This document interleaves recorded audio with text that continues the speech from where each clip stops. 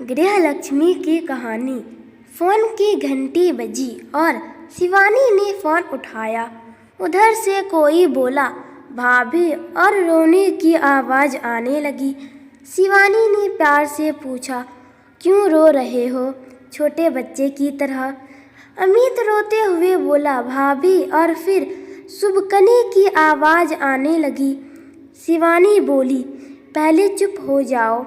अमित थोड़ा शांत होकर बोला, भाभी प्लीज़ भैया को छुड़ा दो, मुझसे ऐसी बात मत करो, मैं फ़ोन रखती हूँ। शिवानी यह कहते हुए फ़ोन रखने लगी।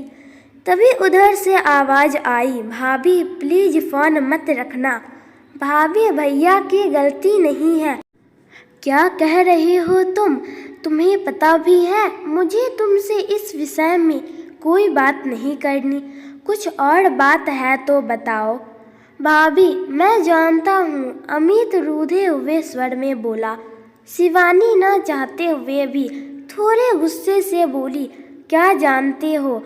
यही कि भैया ने आपको मारा, और क्यों मारा ये भी जानता हूँ। अमित थोड़ा धीरे से बोला।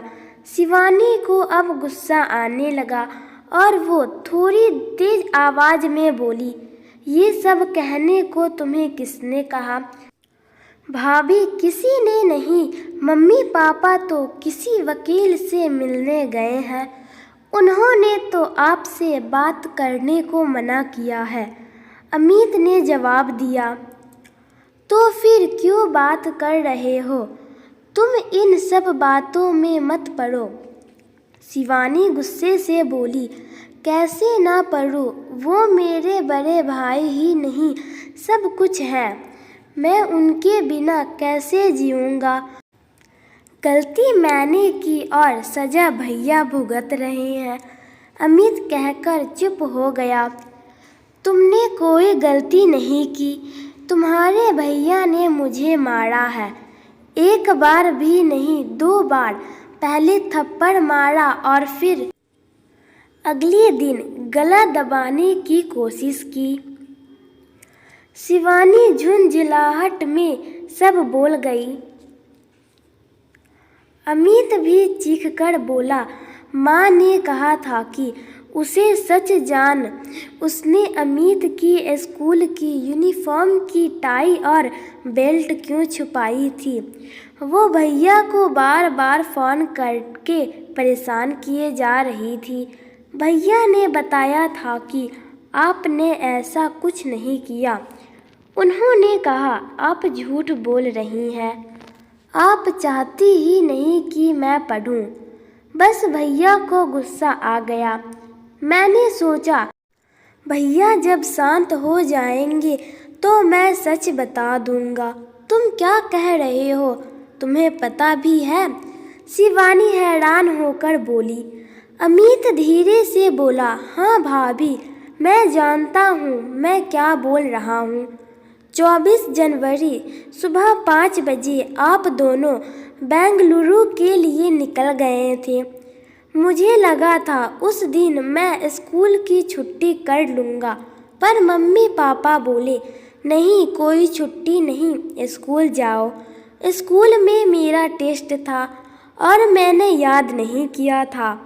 मम्मी पापा को पता था कि बुधवार को स्कूल की यूनिफॉर्म की चेकिंग होती है, इसलिए मैंने टाई बेल्ट जल्दी से बेड में नीचे डाल दी और उनके साथ ढूंढने लग गया। बस ढूंढते ढूंढते समय कट गया। मम्मी को लगा आप छुपा कर गई हैं। उन्होंने तभी भैया को फ़ोन लगाकर गुस्से में आपके लिए बहुत कुछ कहा और साथ में ये भी कह दिया, आप चाहती ही नहीं मैं पढ़ूं। मुझे यह नहीं पता था यह इतनी बड़ी बात हो जाएगी। सॉरी भाभी, शिवानी ने दर्द भरी आवाज़ में कहा। तुमने यह बात अपने भैया से क्यों नहीं बताई? मैंने भैया को फ़ोन किया था, पर भैया ने कहा मैं बाद में बात करूँगा। मैं डर भी गया था। भाभी प्लीज़ मेरे भैया को जेल से निकाल दो, उनकी ज़िंदगी खराब हो जाएगी। उन्होंने बहुत मेहनत की है, तब जाकर इतनी अच्छी नौकरी मिली है। भाभी प्लीज़ मेरी खातिर, ये कहकर अमित ज़ोर ज़ोर से रोने लगा।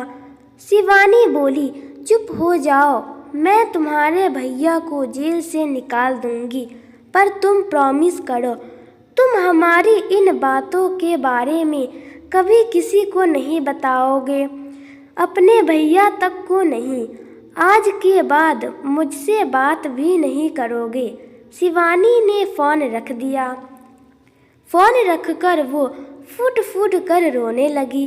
थोड़ी देर बाद चुप हो गई और कंप्लेंट वापस कैसे लेनी है सोचने लगी, क्योंकि पापा ने ही वहाँ से थाने फ़ोन किया था और पुलिस रात को आकर पकड़ कर ले गई थी।